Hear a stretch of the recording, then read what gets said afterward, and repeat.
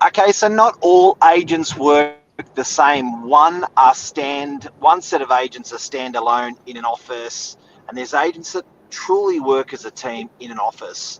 It can maximize your value. How does it maximize your value? Stay tuned. We're going to talk about real estate teams and how they vary.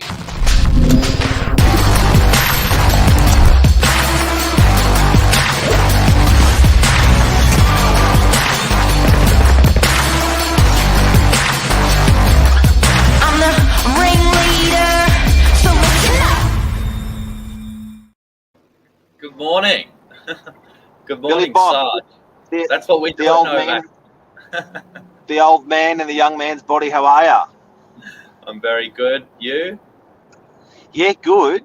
Hey, Sydney had a big weekend with the marathon. Did your mum do it? No, Mum didn't Of course race. she did. She's racing Berlin Marathon next weekend. So go, Mum. Good luck. They flew out yesterday. We've been left in charge of the house. Yeah, but yeah, far out. Well done to anyone that competed yesterday or even finished whatever time, because it was very hot. It was hot. It looked like it was a big turnout. Well done, Sydney. What a great idea.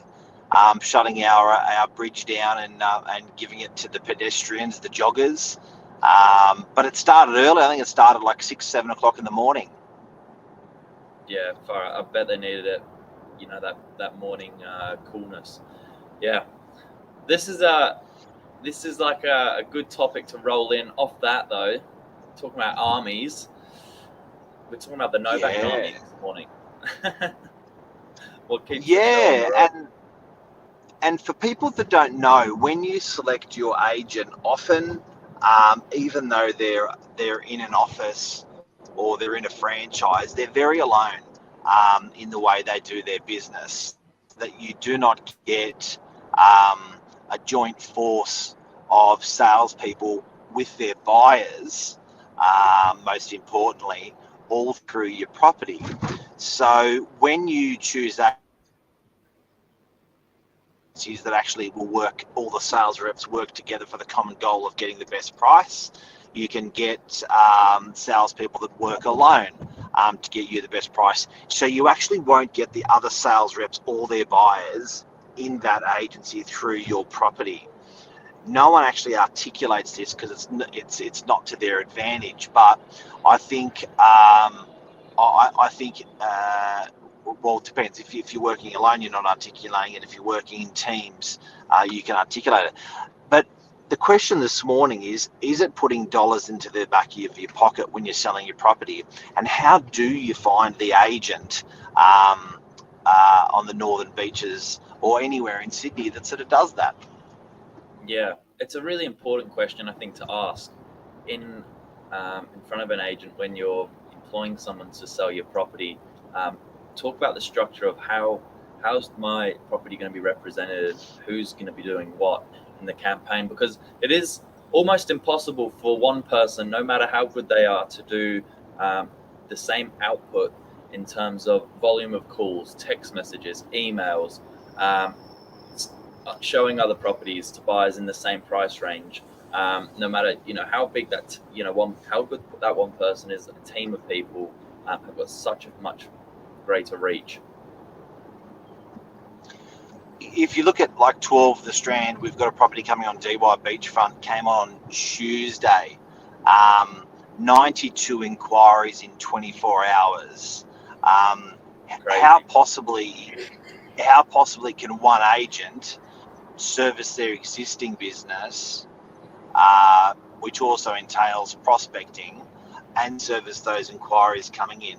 You really do need a team behind you. So as a seller, that would have been absolutely critical for that client that was selling the Strand to choose an agent that can actually cope with that amount of inquiry, and not just cope, but service it impeccably. So it is definitely an advantage. Billy, what are the questions people should ask when they're selling, when we're talking about finding real estate agent teams to sell your property? Well, first of all, when you're sitting down in front of any agent, it's important to understand, I think, who's going to be actually building the marketing, who's going to be setting the pricing strategy, and who's going to be, doing everything from your open homes to your negotiations to, if you're running an auction, who's going to be there on site, who's going to be, manning the floor, all those small things, because quite often it is unfortunate where you employ sort of the head of the team, or head of the, the sort of one person plus assistant, and then quite a lot of that work underneath, which is just as important to what's seen on face value, is actually, not palmed off, but it's shared with someone else that you might have not been introduced to before. So the way we like to be a point of difference there is the team is right behind us, and we actually sort of share our database and share our properties, everyone working towards a mutual goal, but you've still got that one or two people as a point of contact, doing everything from the front as well. I think as a clear display, we, for instance, this morning, what we're all doing. So 10 o'clock on a Monday morning, every new property we've had come on this week, we will ask our clients if we can inspect it. Yep. And 10 o'clock that morning, we will all view that property. So we all, so 8 real estate agents, 9 real estate agents, all jump in their cars. We all go to that property, all the new properties for that week that have come on for that week, and inspect it. So if someone walks through the door of our agency and they get Billy, Glenn, Lisa, Michael, whoever they get as a sales rep, or anyone else, they've all actually seen every property. So I think the advantage to the seller for that is just huge, because Glenn would go through and go, you know what, I've actually got the perfect buyer for this. Lisa will go through and go, you know what, I've got the perfect buyer for this. Now, furthermore, and this is why the industry doesn't do this actively, it's probably done in about a third of the offices out there, but what happens is the incentive is equal as well. So it is sort of 50-50 in terms of who gets the commission split. So the listing agent will get half of the selling fee, and then called the listing fee, and then the selling agent will get half. So there's big incentives for all of our reps to grab all of their best buyers and get them through the properties. Now, who's the winner? The winner's the seller, because the seller's not just getting one database, which is the Glenn Higgs database. They're getting the Billy DRURY database of buyers. They're getting the Lisa Novak database of buyers. They're getting the Michael Silich database of buyers. They're going to get a better price. Yeah, absolutely. And for whatever reason, if that listing agent can't service the buyer, we have an internal sort of promise to get back to every client that leaves anything like a text or an email inquiry within 10 minutes, which as a buyer, you can appreciate how quick that is when you have it. On the other hand, when you're waiting for a reply and it's 10 hours. So we have a promise to get back to our clients in 10 minutes. And for whatever reason, if the listing agent's tied up with family or friends or in an appointment, or simply can't get onto the phone, they've got the team right behind them to help out. And there's you simply can't answer an email inquiry. You can't sort of make the reply or return the phone call if you haven't seen the property. It's just not possible. Buyers I think this is a really good question. As a seller, if a buyer inquires on your property, do you want them to wait? No, it's a definite no.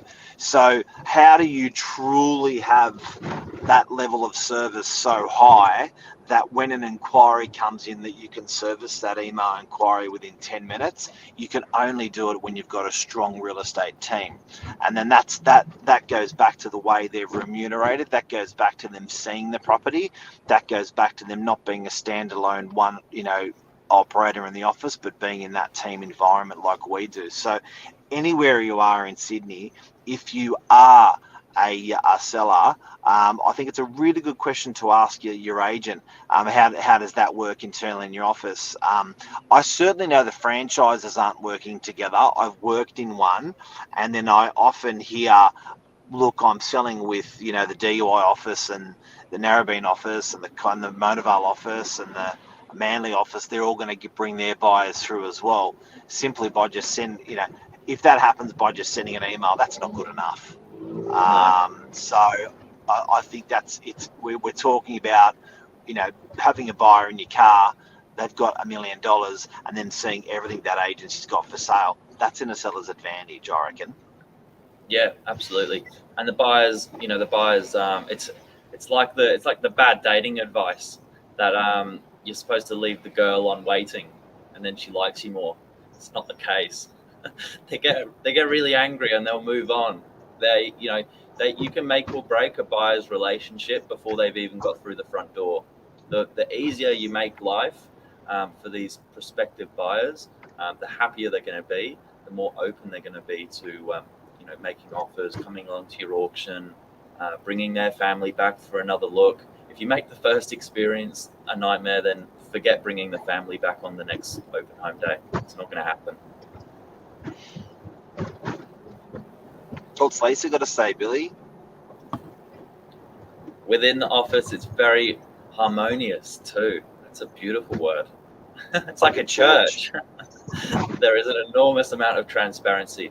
And that's the other thing. Quite often there's talk in the industry, which is really unfortunate to hear, that there's, conflict of interests.